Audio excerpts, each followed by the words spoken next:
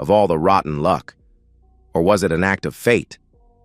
I'd only just arrived at the motel, not 5 minutes before, in fact. After months of being talked into it and weeks of battling my own conscience, I was finally going to do it. Finally going to have an affair. No, that's not the right phrase. But what is the right one? My conscience just wouldn't accept the words cheating or infidelity. They made it sound like something sordid or cheap. It certainly wasn't cheap. On Jane's advice, I'd booked a corner room in a good hotel, plus the room next door. She said I would be making a lot of noise and would need the privacy. That cleaned out my newly opened bank account, the one with my work address as my contact, that I'd diverted a portion of my annual pay rise to every payday. Even as I thought about appropriate words, my mind shied away from the subject. My conscience was still troubling me. After 6 weeks, I'd finally convinced myself, with Jane's help, that what I was doing wasn't the usual sordid affair. No, the usual affairs were one man and one woman, with the odds being that the guy wasn't as skilled or as well endowed as the husband, with only the prospect of the excitement of cheating differentiating it from marital love. No way was that worth the risk. This was different. Very different. One woman, me, and 2 guys were pre-approved and pre-tested by my best friend Jane. Both well-endowed and, if you believe Jane, very skilled. That is what finally broke through my defenses. Even without Jane's vivid descriptions of what I was in for, my own imagination would have ensured my excitement enough to cause me to dehydrate. Hell, even setting up the untraceable bank account made me excited. Like I said, I'd just got to the hotel room and introduced myself to John and Paul. They didn't muck about, I'll give them that. I was in heaven. It was everything I'd dreamed of. Then my bloody phone rang with my husband's ringtone. God, why now? I couldn't ignore it, though. Pushing the guys away, I answered. Dave was sick and was coming straight home. He wanted me to pull strings to get him a doctor's appointment as soon as possible. Just one of the perks of marrying a doctor's receptionist, I suppose. I promised I would do what I could and said I'd see him at home. That left me with a huge problem. I was in a hotel 15 minutes from home, reeking of female excitement. He was on his way home from work 25 minutes away. Making my hurried excuses, I grabbed my bag and sprinted for the lifts. Once in my car, I rang work and got an appointment for an hour. I beat Dave home by 4 minutes. He really didn't look good. My next problem was how to avoid getting in a car with him. In the enclosed space, he would smell me for sure. I'd only found time to fix my smeared makeup. Hell, this affair business was stressful. Dave solved this problem by suggesting he went alone, so he minimized the chances of infecting me. Typical Dave. We killed time by talking about our days as usual. I told him that I'd been home relaxing since finishing at 1 p.m., waiting for Jane to come around for our usual afternoon run. All the time, I'm sitting there nervously. I know Dave possessed a keen sense of smell. He'd commented on my various odors before. I sat as far away from him as possible, ostensibly to avoid his germs. I experienced another minor turn when Dave asked me if he could take my car, as it was easier to drive than his monster. I couldn't think of a reason why not quickly enough. I handed over my keys, and he left. I worried that he would notice the temperature gauge in my car and expose my fresh lies. Then, of course, there was the small bag in the trunk with a change of clothes and my toiletries. Damn. For less than 5 minutes of enjoyment, I was certainly paying a high price in mental stress. One thing was for sure. If I got through this, I wouldn't be doing it again. No amount of excitement was worth risking my idyllic marriage. It took me too many years and too many loser boyfriends to find such a good man. Still, the memory of that kiss was a powerful force. No, I had things to do. First, an excuse for the warm engine. I found Dave's keys and quickly drove to the local deli. As I was standing in the queue at the checkout, I asked myself what other clues I may have left behind. As usual, I fingered my wedding and engagement rings in my nervousness, or the place where they usually were. With shock, I remembered I'd taken them off and left them in the ashtray of my car. The car that Dave was now driving. Suddenly terrified, I drove home and quickly put the chicken soup I'd bought on the stove to warm. Grabbing an egg from the fridge, I cracked it and put a little of the white on my ring finger. From experience, I knew my raw egg allergy would make the skin red within minutes. I examined my handiwork, and when satisfied, washed my hand. Next on the agenda was burying my undergarments deep in the laundry basket. They were soaked. Once again, I experienced an involuntary but very pleasant flashback. Hopping in the shower, I detached the flexible head and turned the dial to jet. What can I say? In less than 5 minutes, my body was very, very clean. Out of the shower and dressed, I turned the stove off and wondered where Dave was. He'd been away nearly an hour. Even as I thought that I heard my car return, Dave staggered in and lay on the couch. It wasn't an act to play the loving wife. I did love this man with a passion, and had since shortly after meeting him 7 years ago. Dave was what I and the people I'd asked considered eye candy. 6 foot 1 inch, muscled, and very easy to look at. After being introduced, we'd talked for hours, and I was pleasantly surprised he wasn't nearly as dumb as men of that physical caliber normally are. In fact, he was obviously very intelligent and going places professionally. What staggered me most was the fact that it was obvious he was interested in me. With the slightly pessimistic self-image common to women, I'd thought he was out of my league. That was the first of many meetings as he pursued me with alacrity. It was very complimentary. We didn't consummate our relationship for 2 months. Dave said he thought we were at the beginning of something very special and had all the time in the world to do it just right. We were. Our first was at a very romantic ski chalet when he'd organized a trip to the snow for us. It was well worth waiting for, too. His combination sent me to heaven. His stature next to my 5 foot 6 inches daintiness gave me a delicious sense of powerlessness. We never did go skiing. His proposal 7 months later was not unexpected, but very welcome. I made sure to warn him that I had malformed ovaries, and doctors advised me I might have trouble conceiving. Dave didn't reconsider for a second. He in turn warned me that he had a bit of a temper. It was normally fully controlled, but every now and then he lost it completely. He related a story from his younger days when he was walking home from a bar. Passing an alley, he'd heard a scream, and on investigation discovered a woman being assaulted by 3 men. He'd pulled them off her, then placed himself between the woman and her attackers. They made the mistake of pushing the issue. 5 minutes later, 2 of them were unconscious and 1 had fled. One of the former had his jaw broken in 3 places. The other one died that night in hospital. Dave said he had no recollection of the fight, just a memory of a red rage. Luckily, the woman's statement cleared Dave of any wrongdoing. Her story that Dave simply put himself between her and them and acted in self-defense when they took offense to this ensured a verdict of death by misadventure was returned by the coroner. We also both discussed our values, including our views on fidelity. Unsurprisingly, we both valued it high on our lists. Dave told me the story of how his ex-fiancée cheated on him and how hard he'd taken it. I was his first serious girlfriend since her. We married and were in the middle, living happily ever after. A little over a year ago, I'd gone off the pill at age 33, and we'd had a very busy and pleasant time since, trying to make a baby. Our lack of success wasn't overly worrying yet, and I was thoroughly enjoying being one satisfied lady. A month ago at a party, I'd whispered in his ear that I was ovulating. He'd made our excuses quickly, and we'd left. It took us 2 hours to get home with 2 stops at different dark cul-de-sacs, once in the back seat and once in some bushes on our picnic blanket. Oh yes, I was in heaven.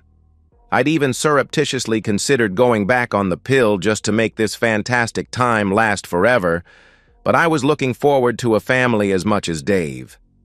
If our children inherited Dave's looks and my brain, they would rule the world. Hello, this is your conscience speaking. You went to a hotel today and met 2 non-Daves. Oh, shut up. I thank the God of fate for saving my marriage today. What the hell was I thinking? Like most people, I didn't recognize the power of excitement-driven hormones to override all logic circuits. Now, after a powerful showerhead and the extremely unsexy environment of my husband's sick bed, I really couldn't understand why I'd even attempted to stray. I fed Dave some chicken soup and mopped his brow. With a full stomach, he could take the first of his meds.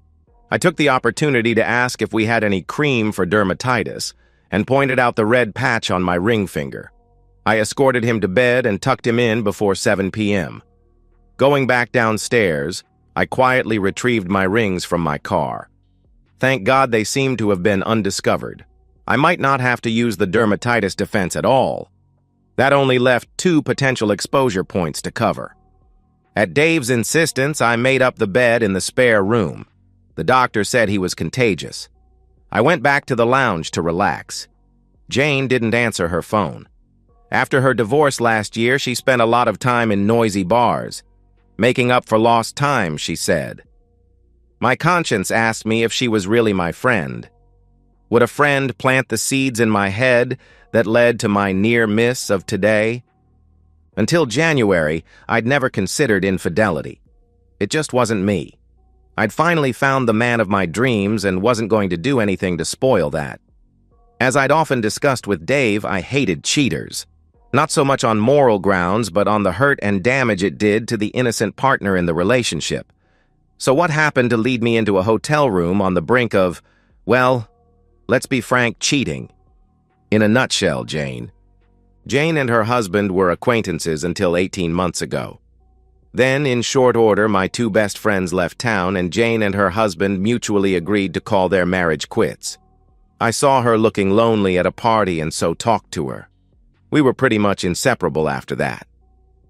Just about every weekday for the last year, Jane came over and we went for a run in the local park, then back to my place for a gossip. For the first few months after her separation, Jane was quiet and seemed to be working on her ex to consider giving it another go. Then about a year ago, there was a step change when she rejoined the swinging singles scene. She kept me entertained with her various conquests over our coffees. She never described anything near as good as an average session with Dave, and sometimes when we were all together, I would catch her looking at us longingly as a couple. She once jokingly suggested a 3-part with Dave and me. I burst that bubble pretty quickly. As healthy, mature people, Dave and I often shared fantasies. He possessed a kinky imagination, but always drew the line at a 3rd wheel in bed. Final, end of story, no discussion. She would often invite me to go to bars with her. If she promised to behave herself and go home alone, I would agree. It just felt really wrong to accompany her if she was on the hunt. I didn't want any rumors impinging on Dave's absolute trust in me. In fact, these nights out were the subject of several of our State of the Union talks. Early on in our marriage, we recognized that poor communications were the downfall of many marriages. So we'd begun a habit, every month or so I suppose, of sitting together as a couple for what became jokingly known as State of the Union talks. We discussed the rules at the first meeting.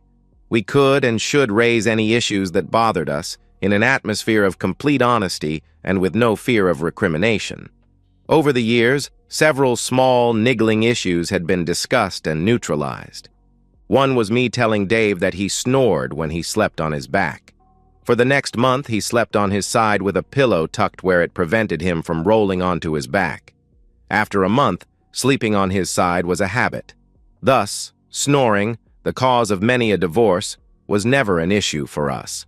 In turn, Dave raised that he was slightly uncomfortable with me wearing revealing clothes when I went out socializing without him. I started dressing more conservatively. When our friends found out about our state talks, many of them pumped us for details. We were happy to help them out. Our last talk had been 6 weeks before. Jane had cast doubt on my absolute faith that Dave had never strayed. Verbally, I shot her down, but a seed had been sown. In the back of my mind was the unanswered question of why Dave chose me. I was honest enough to know he could have done better. That is exactly what our talks were for. The next night, I initiated a discussion. With only a slight nervousness, I told Dave what Jane said and asked him if he'd ever been tempted since we'd been together. Without any apparent rancor, Dave told me that though he'd been propositioned many times and even felt an animal temptation to do it, he'd never seriously considered it. He then thanked me for being open enough to ask. As I was on a roll, I asked why he chose me over all the other contenders. His answer wasn't really an answer at all, but was so Dave. He pointed out that he never asked himself questions like that. For really important decisions, he just went with his gut instincts. On first meeting me, his gut told him this was his life partner and the mother of his children. Christ, I could hardly walk the next day. So what happened in January? The two snakes in the grass entered Jane, and by extension, my life, at a New Year's Eve party. Two smoothies that plied her with drinks, and at the end of the evening offered themselves to her as a package deal. With her defenses low, she'd taken the risk and agreed. For the next month, I was bombarded with stories of how fantastic it was. I listened with interest, recognizing for the first time that my friend was describing something better than I'd ever experienced. Much better. Eventually, I made the mistake of telling Jane this fact. By that stage, she'd given up one-on-one intimacy as it was no longer stimulating enough. She managed to find two new guys willing to share her once every 2 weeks or so, and in between those, entertained a few regulars. Once I'd let my inner thoughts slip, the gentle pressure started from Jane. Every time she had a session, she would lay it on thick about how good it was. This went on for about a month. Then she slipped into a casual conversation that she thought all women owed it to themselves to be spoiled rotten by multiple men at some point in their lives. I recognized she was suggesting I give it a go and brushed her off, pointing out that she had nothing to lose while I was putting everything on the line. I shared my contempt for cheaters who destroyed their partners by their selfish, shallow actions. Looking back on it, this conversation just gave Jane the ammunition to refine her attack. She now knew squarely where to aim: nomenclature and consequences. Over the next months, she convinced me it wasn't really cheating. Intimacy with one man was cheating. Straying with a man who was a threat to a marriage was infidelity. Meaningless fun with two married guys was my birthright, and absolutely no threat to my marriage. Like a fool, I didn't shut her down, but continued to argue logically. I pointed out that even without the threat of falling in love with another guy, my marriage was just as dead if my extramarital fun was discovered. Why didn't I shut her down? Simple. I loved talking about it and got really excited experiencing it vicariously through Jane. Dave had a lot of fun as a result of those conversations, too. Several times he complained about being attacked as soon as he got home. Funny, he never seemed to struggle that much. An overheated marshmallow could have put up a better fight. At the rate we were going, that baby would make an appearance soon. Sensing she'd almost got me convinced that a 3-part wasn't cheating and justifying further conversations as improving my love life with my husband, Jane changed tactics. If my main objection was on the damage an affair did to relationships, then no harm was done if Dave never found out. I laughed this off at first, but didn't object when Jane offered to do some research for me. The whole subject just made me so excited and led to some mind-blowing sessions with Dave. I certainly didn't recognize that love with my husband now just left me that little bit unsatisfied. After all, you can spend thousands of dollars working up a Ford, but it will never drive like a Lamborghini. 3 weeks later, Jane presented me with the results of her research. Her guide to not getting caught, she called it. I thought it might be fun, so I went along with it for the next week. Sometimes we were so engrossed in it that we didn't even go for our regular runs. Venereal diseases and the husband finding out he wasn't the father of any children the couple bore were both covered by the wife taking protection along. Jane did stress that the woman might get so carried away with the excitement of the mind-blowing experience that she would have to be super vigilant to make sure the guys always used them. The husband coming home early was covered by meeting in hotels, paid for untraceably, and always answering the phone. Jane again pointed out this may be difficult in the heat of the moment. Behavioral changes could be combated by vigilance and a friend constantly critiquing the woman on her actions around her husband. Being seen somewhere she shouldn't be by her husband or friends was always a killer. Jane suggested that choosing a hotel near a shopping center the wife had every right to be visiting would get around that. Someone else could do the booking, and a basic disguise and a bit of stealth should guarantee the safety of the rest. Physical signs of intimacy could be negated as a giveaway by the woman leaving ample time to thoroughly clean up afterward. She could even set an alarm for the time that all activities must cease. The husband finding undergarments was a non-issue. The purpose of them is to put the participants in the mood. Jane assured me that would be completely unnecessary. I had to agree. Overheard conversations and intercepted communications were easy as well. Jane offered to do all the organizing, so there would be no record on my phone or email. If she booked the room and did all the organizing, then I just needed to turn up. Any communication between her and I would be done verbally over a coffee. Her last suggestion for potential downfall points was equally easily combated. The guys could brag all they liked, their wives could do all the investigating they wanted, and if Jane gave me a false name and I went along with it, no one could trace me. I don't know when Jane changed from using terms like the wife and the husband to using Stephanie and Dave, but it certainly happened. Alone, I wondered if Jane had accidentally forgotten one flaw or whether it was deliberate. From the basic research I'd done, the major problem for me was giving the game away by guilt. That's what the final 6-week soul search armed me for. 6 weeks to convince myself that when I did the deed, it wouldn't be cheating. Having casual time with 2 married men, completely anonymously, was absolutely no threat to my marriage. "Oh yes," I said when. My constant state of excitement from Jane's stories and my own desire sealed my decision. Just once in my life, I was going to drive a Lamborghini. Jane made sure of that. Jane was ecstatic when I told her the news the next week. We narrowed it down to one of the days I only worked till 1 p.m., and she gave me the choice of which of her regulars I wanted. She read through her catalog, and I picked John and Paul. She then laid out a smorgasbord of ideas for me to choose from. She would remind them not to mark me in any way and threaten to cut them off if they didn't comply. In the end, she convinced me to keep it fairly straight and to leave some excitement for later episodes. The week of my first experience was unexpectedly hard. No, my conscience wasn't troubling me, but my excitement was threatening to give me away. Between Sunday and Thursday, I made love with Dave twice in the lounge room as soon as he got in the door. I was forced to tell him it was because I was ovulating again. Yes, this was definitely going to be a win-win for Dave and me. I had to force myself below the speed limit going to the hotel and practically sprinted from the shopping center car park to my rendezvous. I was going so fast that my wig almost flew off.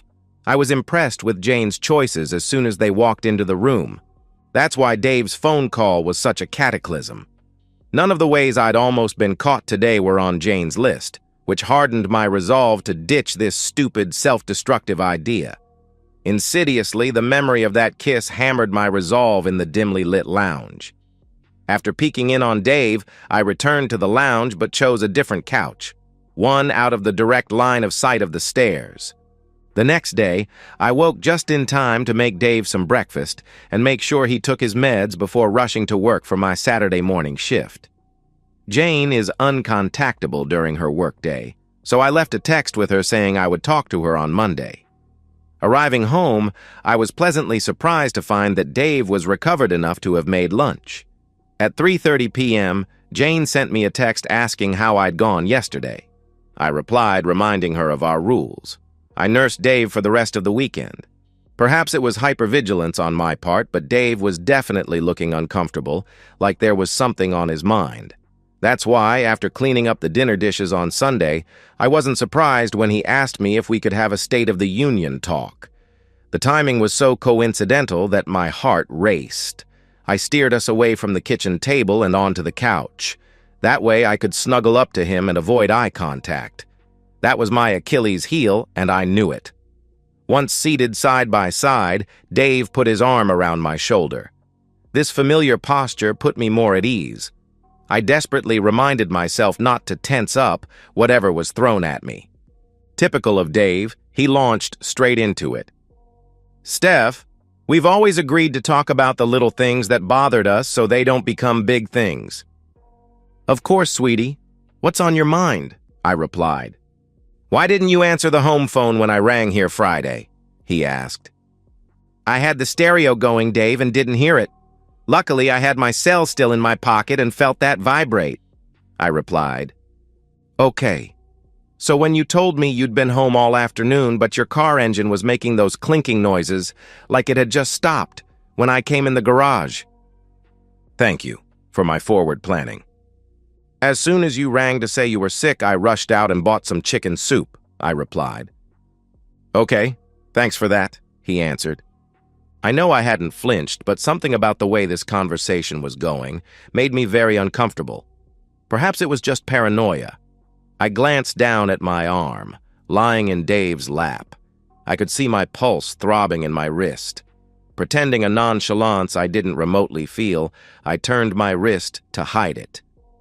"Steph, why were your rings in the ashtray of your car when I went to get some change for the parking meter?" he asked. "Well, as I was driving home from work, my ring finger started really itching. I took them off to stop it itching. I didn't want to put them on another finger in case it spread whatever it was. It was just a bit of dermatitis. See, that cream I put on has cleared it up already. I sterilized my rings last night. Look, what brought all this on?" I answered. Dave asked again, "Remember last week when I came home and Jane was still here? You stopped talking and looked really guilty about something. It just worried me for some reason." "You know us girls, always talking about some secret or another. I can't even remember what that conversation was about," I replied. I twisted out of Dave's arms and firmly straddled his lap.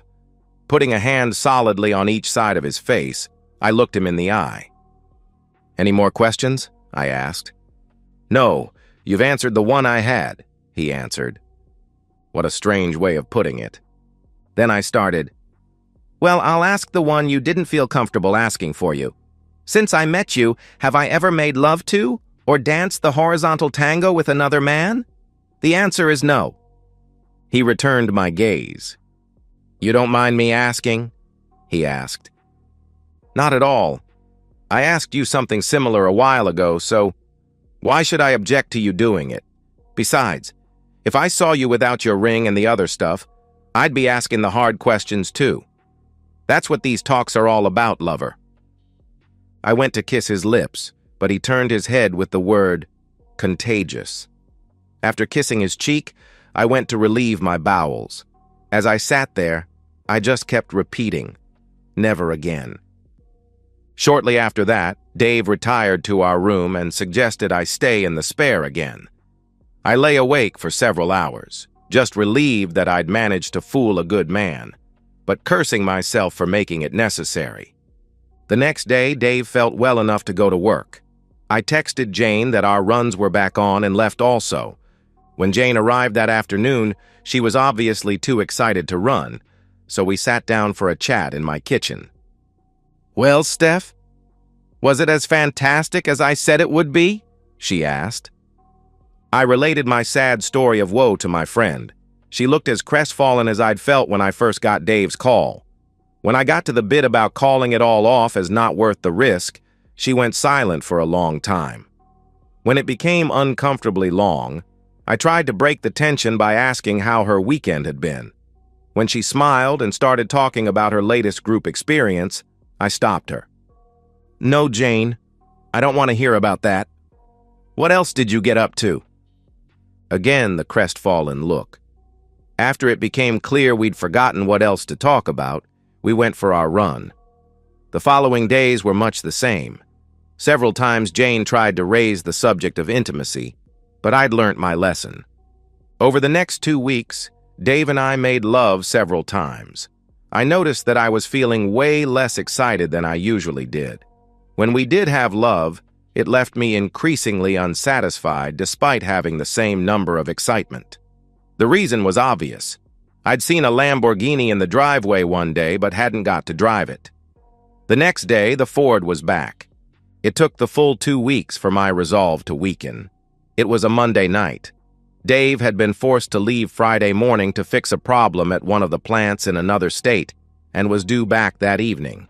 Maybe the lack of intimacy over the weekend contributed to my weakness. Jane was obviously very excited about something, and this time I didn't shut her down when she wanted to talk about her weekend. She told me a story that almost had me excited. As an added thrill, Jane had taken to wearing her old wedding ring when she went on the hunt, to pretend she was cheating. To pretend she was me, I suppose. On Saturday night, she'd gone back to a guy's place with his friend. Jane said she got so excited that she fainted. "Oh, Steph, I'll tell John and Paul to do that to you. It is so good." Consequently, I left Dave alone that night when he got back, which was a shame as this was the day that I actually was ovulating. I woke in the middle of the night and noticed he was gone. When I quizzed him in the morning, he said he'd had trouble sleeping. The next day was more of the same conversations with Jane. I kept my resurrected resolve for the first half hour, but she kept chipping away at it. Eventually, her stories of being spoiled rotten by 2 hunks caused me to answer maybe when she asked if I wanted her to reschedule. Shortly after this, Dave came home. Normally, Jane didn't like to still be there, but we'd lost track of time. Jane was sitting at the table. I was at the coffee machine. Dave strode in, said hello, then kissed me. After breaking off, he apologized to Jane, saying he just loved me so much and couldn't help himself. Jane looked green with envy. To further apologize, Dave insisted Jane stayed for dinner. He then spent all night touching and holding me, which made both Jane and I uncomfortable. Overall, it was not normal behavior for Dave. We went to bed as soon as Jane left, and Dave spoiled me, I must say. It certainly dispelled any subliminal fear I'd had that Dave was being a little emotionally remote from me. When my alarm went off the next morning, Dave had already gone to work, leaving a note that something had come up. That day was another early finish for me. Showering off the sweat and the smell, I prepared for Jane's regular visit. She came over with her normal street clothes on and a scarf around her neck, despite the mild weather. When I quizzed her, she said that her neck was stiff and sore, and she was keeping it warm. She certainly looked tired and quite down. We chatted about nothing for a while. I kept waiting for her to perk up and talk about a schedule, but she didn't. After a while, I was forced to raise it. "Are you feeling all right, Jane? I expected you to come armed for excitement today. In fact, I've been thinking about it. Next Tuesday works for me. Can you tell John and Paul about that ring trick?" "No!" Jane had stood and shouted that. She slowly sat down again. I noticed she suddenly looked quite pale. "No, Steph. I really don't think you should do it. I was wrong to even suggest it to you." "What the hell has got into you, Jane? You spent months getting me all excited about it. Now you're telling me not to," I asked. Jane spoke next while looking down at the tabletop. "I was wrong, Steph. I should never have suggested it to you. When I saw how Dave kissed you and cuddled you the other day, I realized that I couldn't be a party to splitting you up. I just can't. Please." "But Jane, I won't be caught so you won't be splitting us up," I asked. "I can't guarantee that. What you have with Dave is a 1-in-1,000 marriage. You were right all along. It would be stupid to risk it. No matter how clever you are, you can still be caught." "I was," Jane replied. "Hey," I echoed. "My ex-husband and I didn't split amicably, Steph. He came home early one day when I wasn't there. He rang me to ask where I was, and I stupidly said, 'At home.' He was waiting for me when I got there, all messed up, and threw me out. There hasn't been a day when I haven't regretted my actions." "But you've almost won the deal, Jane. You got the house, alimony, and a fantastic love life," I pleaded. "No! I go out and do crazy things just to distract myself from the sad loneliness that I feel. I would swap all of those in a heartbeat for one night of cuddling with my Pete," Jane answered. Jane broke down at that point. I went and hugged her until the sobbing subsided. "But you made it sound so exciting, Jane," I asked. "Yes. Well, sometimes it is. Other times it is just bloody awful. Sometimes the guys just use you and can't give a thing about your pleasure. One time, about 2 months ago, I was practically torn. I managed to escape before the other guy took a turn. But why did you try to get me involved then? I asked. I just don't know, Steph. I've done a lot of thinking in the last few hours. The best excuse I can think of is that I wanted to share the shame. I don't feel particularly good about my lifestyle. Besides, even with all the excitement, the novelty is starting to wear off. I thought if I could get you involved, then I could get off on your stories just like you got off on mine without having to live with the shame of the actual acts. But I was wrong, Steph. Very wrong. Please don't do it. Don't ruin your life like I did mine. And please don't ask me to line you up with John and Paul. It won't be happening now.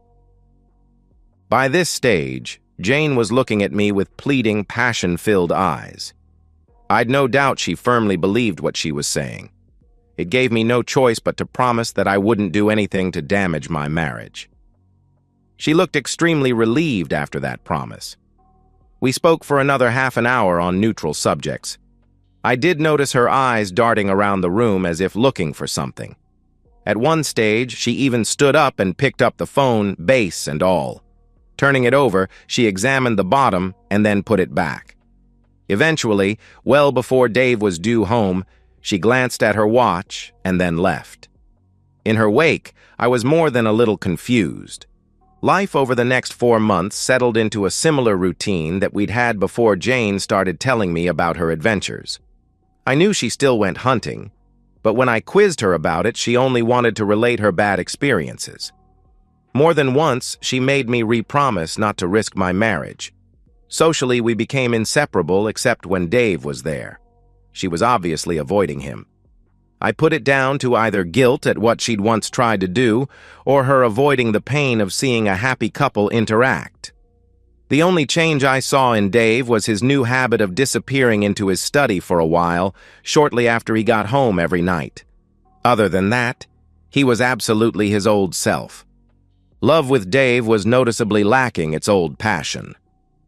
As the memory of Jane's stories faded, it took much more effort to fire myself up. My downfall was almost a perfect storm event. Dave was once again called away for a weekend. I'd already agreed to go out with some work friends on Saturday night. With Dave not available, I asked Jane to come. She readily agreed. She rang me up on Saturday afternoon, however, and told me that her mom was sick and she couldn't make it. She actually begged me to stay home that night. When I told her I was organizing it and had to go, she made me promise to think of the risk to my marriage and begged me to behave myself. I readily agreed. I had no intention of risking my marriage, but it was no risk if Dave didn't find out, was it? She knew that. It was her that convinced me after all. Towards the end of the evening, I went somewhere quiet and rang Dave on the hotel number he'd given me. We chatted for 10 minutes. Then I rang off telling him I was going to bed. I'd previously diverted the home phone to my cell. Thus assured he was a 2-hour plane journey away and wouldn't ring and wake me up, I went back to the girls. As usual, the married ones had left early, leaving me with the 2 single girls who were in the mood to party and soon went their own ways. Jane had told me about her technique months ago. Ignoring dance offers from solo guys, I zeroed in on groups. Before long, I had 2 targets identified. Both were younger than me and both sported wedding rings. Finally, well before the bar closed, I worded up one of them. He spoke to his friend, and before I knew it, they were in a taxi on our way to a motel with Karen. Both sent texts to their wives saying they were going to a private party after the bar. It was everything I'd ever dreamed of. 2 sets of hands undressing me, caressing me, spoiling me. I was in heaven. When the guys left 2 hours later, I was exhausted, and I had a huge smile on my face. I grunted goodbye and went straight to sleep. Waking to my alarm at 5 a.m., I left the motel before it was light, returned to my car, and went home. I slept most of the day. Dave was due back again at 6 p.m. Monday. I couldn't wait for Jane to arrive so I could tell her my first story. I was sure she would be happy with the precautions I took. I hardly gave a thought to Dave finding out. My guilt was so small he would never detect it. I could hardly sit still when Jane arrived just after 3 p.m. She immediately picked up on my excitement. "What's up, Steph?" she asked. "I did it!" I roared. The color drained from Jane's face, and she said in a quiet, doom-laden whisper, "What?" "I went with 2 guys Saturday night. It was even better than you described it, Jane. They took me to a motel and—" "You stupid woman! You've killed me!" she answered. She jumped up and made for the door. Stupefied, I intercepted her and stared into her obviously terrified face. "What the hell is going on, Jane?" I asked. When it was obvious she couldn't get away, Jane slumped against the bench. "He knows Steph. He's always known," Jane answered. "Who knows what Jane?" I asked innocently. "Dave, Steph. He knows everything," Jane answered. "What? How?" I asked. "The first time you tried and he almost caught you. He told me that you'd shared one of your State of the Union talks and you denied everything when he confronted you. He said he put his arm around you and felt your heart pounding in your chest. He knew you were lying. I've really got to go." "Not until you tell me everything," I answered. My heart was again producing that roaring noise in my ears. I had a flashback to the night she was talking about. The cold way that Dave said, "You've given me your answer." "He came and saw me in the middle of the night, a couple of weeks after your first attempt. He told me he'd set up recorders everywhere after he caught you lying. He hadn't said anything till then, as you seemed to be determined never to do it again. Remember, it took me about 2 weeks to talk you back into it? Well, that was the night. I answered the door and he grabbed me round the throat and almost choked me. I could see the rage in his eyes. He told me that as I'd talked you into it, I now had to talk you out of it, or he would kill me. He warned me not to change any of our habits and only talk about it face to face like we'd always done. If I tried to warn you or go to the police, he would kill me. Then he punched me in the stomach, Steph, just to show me he was serious." "Oh, come on, Jane. Dave wouldn't hurt a fly," I replied. "Are you sure, Steph? How long did I have to wear that scarf to hide the bruises? What about that guy he killed?" Jane answered. "That was an accident." "Was it, Steph? Are you sure?" Jane asked. The look in her eye told me she didn't think so. "Did you know he beat up his first fiancée and her lover, Steph? Then threatened them so they didn't report him?" Jane asked. "No, he wouldn't do that," I replied. "He did, Steph. I went and saw her," Jane pleaded. I felt the color drain from my face also. Jane used my distraction to make for the door. Halfway through, she threw over her shoulder. "I'm sorry for getting you involved, Steph. Take my advice. Run away. Far away." As her car screamed off down the road, I sat down and panicked. Which one was really Dave? The mild-mannered man I knew, or the violent, avenging one Jane described? I had a horrible feeling I knew. I tried to look through his eyes. I could imagine the disappointment when he'd first found out, the relief when he discovered that nothing happened, the listening as Jane hammered at my resolve, the cautious optimism as he'd tried to show me how much I meant to him, while all the time monitoring our conversations. His visit to Jane certainly explained her abruptly strange behavior. All of a sudden, I remembered her bizarre search of the kitchen that day. I stood and picked up the telephone just as she'd done. I couldn't see anything. I searched the rest of the kitchen. It took me 20 minutes to find it. A small electronic box behind the cookbooks on a shelf. I picked it up and remembered what it must have recorded less than an hour ago. I desperately examined it, looking for an erase or a play button. There was nothing but an on-off switch. 5 minutes of planning later, I had an idea. I would pretend I'd found it while spring cleaning that afternoon. They do say that the best means of defense is attack. I would tell him I was devastated that he'd invaded my privacy and demand he erase it. That would work. It had to. I realized I was dripping sweat in my nervousness, so I went for a shower. When I came back down, Dave's briefcase was in the lounge. "Dave, honey, where are you? We need to talk," "I'm just in the study, Steph.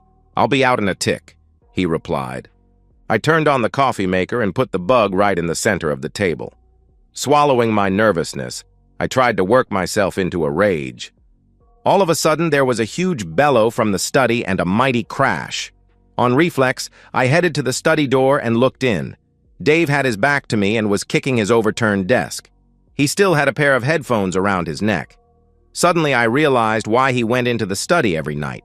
The bugs must be transmitted to a central recorder. He'd already heard my confession. I was busted and he was lividly out of control. As I watched in horror, he picked up his desk chair and half-turned to smash it against the bookshelf. As he did this, he spotted me, and I saw his slitted eyes and a flushed face focus on me. I felt like a deer in a spotlight. I have never seen or even heard of that much rage going into a single glance. "Cheating woman" was the only word he spat. I watched in terror as he spanned again and stepped to his safe, the one he kept his target pistol in. I finally recovered enough to run. Pausing only to grab the keys, I jumped in my car and added my own to Jane's rubber tracks on the road. I rang Jane. She was half an hour out of town already. I pleaded with her to stop and wait for me. She reluctantly agreed. When we met up, we drove for another hour.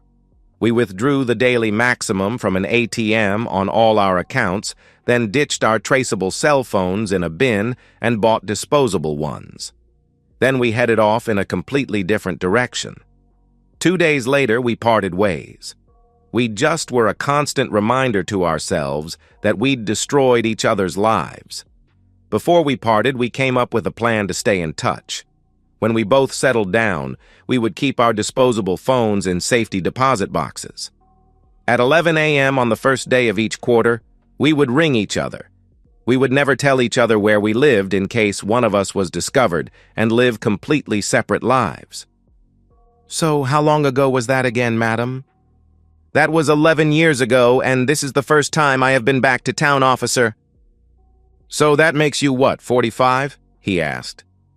I saw the skeptical look he gave me and felt I had to defend myself. "Yes, I know I look older.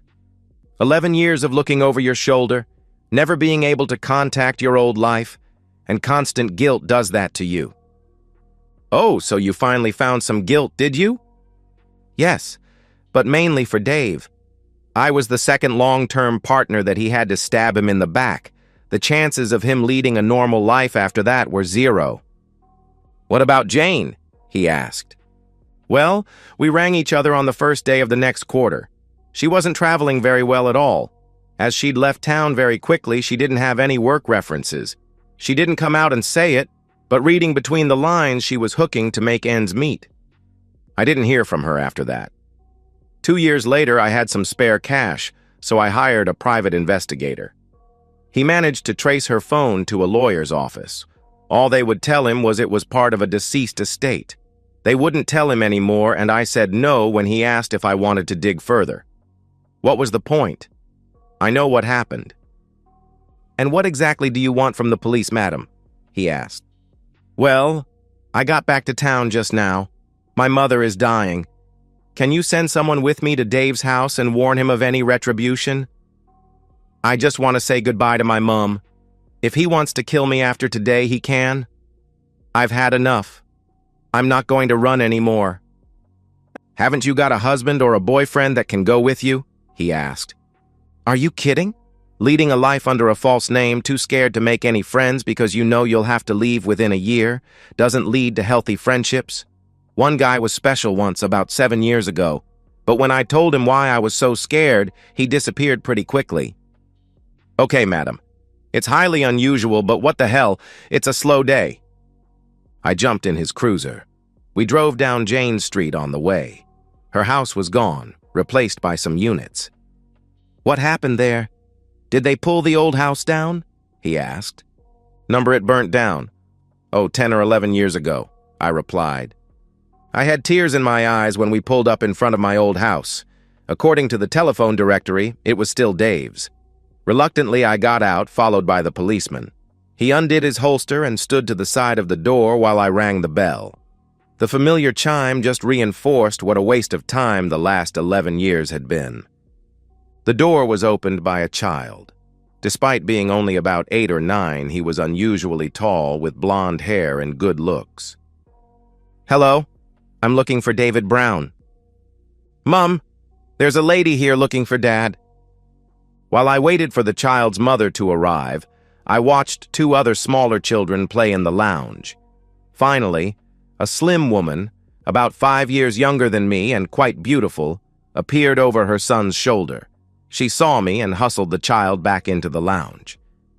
"Hello, Mrs. Brown, I know who you are. What do you want?" she asked. "I just wanted to apologize to my husband and—" "I can assure you that my husband doesn't want anything to do with you. Seeing you will just make him sad again." "Please leave," she replied. "Well, just tell him I'm staying at my mother's place and just to come over there and get anything out of his system he wants to." "Why would he want to see you?" she asked. "Well, I know he has been looking for me for 11 years, I answered. "I can tell you that I have known him for almost 11 years and been married to him for over 9. I can assure you that he never said anything to me about trying to find you. I handle the family finances, so I know he has never hired a private investigator. Since his promotion to CEO 9 years ago, he hasn't even left town without me. I'm sure you are mistaken." She looked at me as that news sank in. Had my last 11 years of constant movement and frequent name changes really been all for nothing? I couldn't accept that. I remembered the 2 times I'd moved just because I was sure I'd glimpsed his truck. "Is that all you wanted? I have to go back to making dinner. It's the cook's night off."